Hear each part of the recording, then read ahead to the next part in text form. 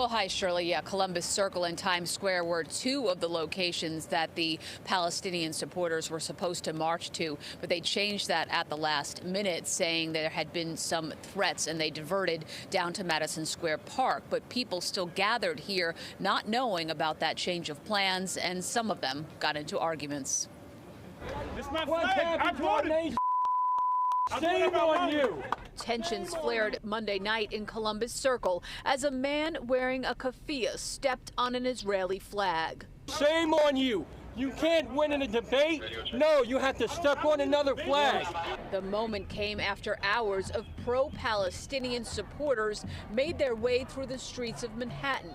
Air 11 was overhead as the group marched from Wall Street to City Hall, then Washington Square Park and Union Square. Nardine Iswani is the lead organizer with the group Within Our Lifetime. So we are putting our voices and our bodies on the line in the streets to make it loud and clear today. Enough is enough. No more genocide, no more killing, no more hate. The group tried to march to Grand Central Terminal at 5 p.m., rush hour, but were stopped on 41st Street. Police in riot gear stood outside. Most doors were locked, letting commuters in through a few entrances only.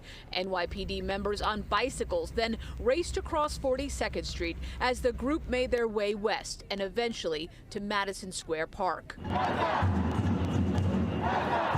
The pro-Palestinian marchers skipped planned stops in Times Square and Columbus Circle, posting on X that there had been threats. But people who were in Columbus Circle waiting for the group began to openly debate the October 7th Hamas attack on Israel and the year-long Israeli response in Gaza. Look it up right now. I have low battery. Look it up. If you hide in a school or something like that. It didn't start on October 7th. It started 75 years ago. I believe in free speech. I think what's happening behind us is important. Bill Brown, a retired U.S. Navy SEAL, had come to Columbus Circle to show support for Israel during what was supposed to be the pro-Palestinian event. What happened on October 7th brought back a lot of bad memories for me. I'm here to show my solidarity and support for the people of Israel. They have the right to defend themselves.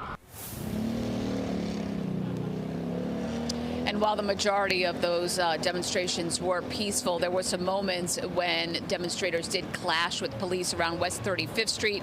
But police at this point not telling me how many people were arrested, although we did see several taken into custody. We are live here in Columbus Circle. Eileen LaPalmer, Pix 11 News. All right.